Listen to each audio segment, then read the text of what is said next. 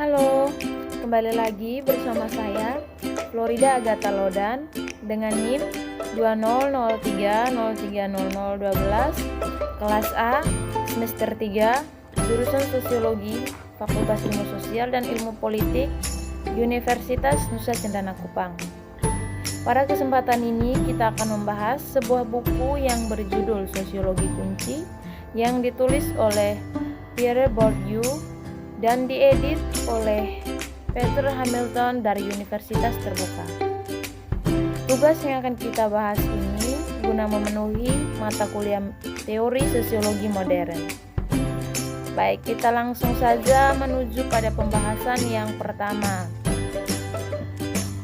Pada bab 1 ini kita akan membahas mengenai kurang lebih 2 subbab. Yang pertama, buku untuk dibaca. Pierre Bourdieu tanpa diragukan lagi memiliki ironi sadar merujuk pada studinya baru-baru ini tentang sistem Universitas Prancis Homo Academicus sebagai buku untuk pembakaran. Sebagai orang dalam berusaha menjauhkan diri dari demitologi dan menganalisis secara kritis sistem itu, dia menyarankan rentan terhadap tuduhan subversi atau bidah jika tidak langsung pengkhianatan. Seperti kebanyakan karya Bourdieu, khususnya karyanya selama 2 tahun terakhir beberapa dekade, potensi subversitasnya sebagaimanapun sangat dirusak oleh sifat bahasa yang ia gunakan dan gaya penulisannya secara umum. Penggunaan idiosinkratik dan neologis bersekutu dengan kalimat panjang yang sering berulang-ulang yang dibebani dengan sejumlah subklausa dan jalan memutar diskursif digabungkan dengan diagram yang rumit dan skema visual untuk menghadapkan pembaca dengan tugas yang banyak, baik itu sarjana, pasca sarjana, atau ilmuwan sosial profesional, menemukan ketakutan. Sebagai pembaca akan mengumpulkan dari apa yang baru saja saya tulis, bukan karena saya memiliki kebutuhan keberatan baik kalimat panjang atau subklaus, namun tulisan Bourdieu yang telah menggambarkan sebagai perjuangan permanen melawan bahasa biasa adalah seperti yang saya akan debatkan di bab selanjutnya. Tidak perlu bertele-tele, tidak jelas, kompleks, dan mengintimidasi. Dia tidak harus menulis dengan cara ini untuk mengatakan apa yang dia katakan. Hidup dan kerja. Dalam banyak kesempatan, terutama dalam wawancara, Bourdieu telah berbicara tentang hubungan antara pengalaman dan sejarahnya sebagai pribadi dan proyek intelektualnya. Meskipun ia sekarang menduduki kursi paling senior dalam sosiologi di Prancis, di Collège de France, dia datang ke sana secara tidak langsung. Menurut bahasa Inggrisnya yang paling setia menerjemahkan, Richard Nice, ada mitos bahwa anak petani menghadapi perkotaan, perbedaan, dan ada versi yang lebih serius dari kehidupan Bourdieu, yaitu Petit Bourdieu dan kisah sukses. Seseorang mungkin dapat mendengar gema dari mitos romantis itu ketika Bourdieu mengatakan hal-hal seperti, "Saya tidak punya akun untuk diselesaikan." Bab 2, Antropologi dan Strukturalisme. Alzheimer sendiri bagaimanapun tidak relevan. Sebagai pengalaman awal etnografi kerja lapangan, itu jelas formatif sehubung dengan kritik epistemologis Bourdieu tentang proses penelitian, sesuatu yang akan dibahas secara rinci dalam bab 3. Di dalam bab ini, bagaimanapun saya bermaksud untuk fokus pada 2 aspek lain dari Alzheimer-Bourdieu studi yang merupakan bagian dari arus utama karir intelektualnya.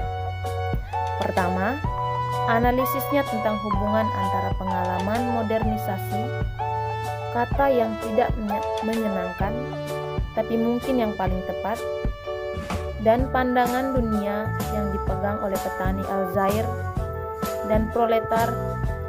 Dan kedua, interpretasi strukturalisme tentang budaya Keible. Ini adalah pokok bahasa dari dua bagian pertama bab ini.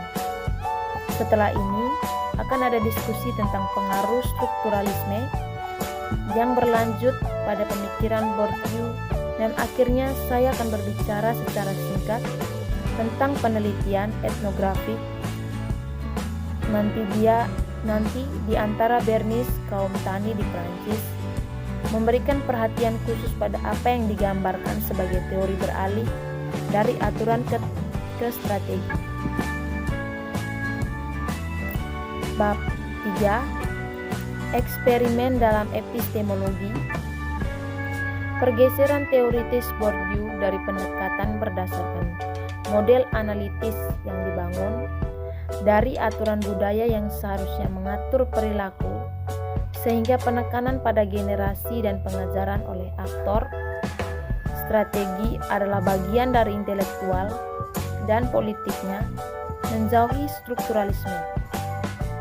Itu juga merupakan tanggapan atas pengalaman melakukan penelitian etnografi pertama di Aljazair dan kemudian di Prancis.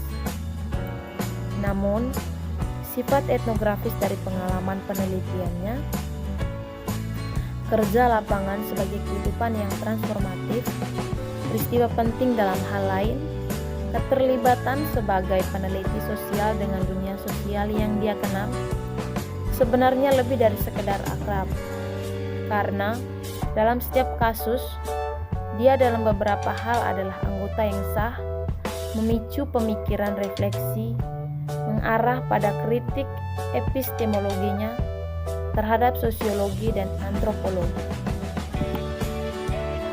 Epistemologi seringkali tampak menyimpang teror yang khas bagi siswa. Ini mungkin karena cara kata tersebut digunakan dalam teks ilmu, seringkali tampak definisi atau penjelasan dan densitas yang jauh dari teks-teks yang menyebut dirinya sendiri epistemologis. Faktanya, pada dasarnya, epistemologi tidak terlalu kompleks atau dipisahkan dari masalah duniawi kehidupan sehari-hari. Epistemologi adalah wacana tentang sifat dan status pengetahuan. Pertanyaan-pertanyaan kunci yang melibatkan tidak sulit untuk dipahami, walaupun mungkin terbukti untuk sulit untuk dijawab. Bagaimana caranya? Tahu X? Bagaimana mungkin mengatakan bahwa saya tahu X? Apa status atau otoritas saya? Pengetahuan X? Dan seterusnya. Pertanyaan-pertanyaan ini praktis, berkaitan dengan metode dan filosofis atau teoritis. Mereka membentuk dasar metodologis, wacana tentang metode. Meskipun mereka sering dibedakan secara tajam, praktis dan filosofis tidak boleh dilihat sebagai sesuatu yang terpisah, dan seseorang juga tidak boleh diprioritaskan di atas lainnya. Kembalinya asli. Lalu, bagaimana dengan eksperimen epistemologi Bourdieu? Apa yang dia coba lakukan? Dulu apa yang mengamati situasi sosial tertentu dari sudut analitis atau sosiologi pandang, dan juga untuk meneliti baik sikap ilmiah, vis-a-vis situasi dan efek mengadopsi sikap seperti itu pada pengetahuan sosiologi yang dihasilkan dari itu situasi. Jadi, langkah mundur pertama adalah dari situasi yang dimaksud. Ini adalah salah satu indera biasa di mana kita berbicara tentang objektivitas. Sementara langkah mundur kedua adalah dari tindakan pengamatan itu sendiri. Ini dalam kata-kata Bourdieu menghasilkan objektivitas tindakan. Objektivitas ini perlu karena tanpa melakukannya tidak mungkin untuk menghargai sifat sebagian besar laporan sosiologi dan antropologi kehidupan sosial. Akun resmi. Saya telah menyebutkan argumen Bourdieu bahwa strategi penelitian yang terdiri dari sebagian besar memperoleh dari informasi rekening dan untuk perilaku mereka akan menghasilkan gambar yang menyesatkan tentang kehidupan sosial. Dari dan untuk itu, Penting, akun asli dipertanyakan cenderung menggambarkan keadaan yang seharusnya terjadi, karena sifat kesempatan mengilhami mereka untuk menjelaskan atau membenarkan perilaku mereka selain menggambarkannya.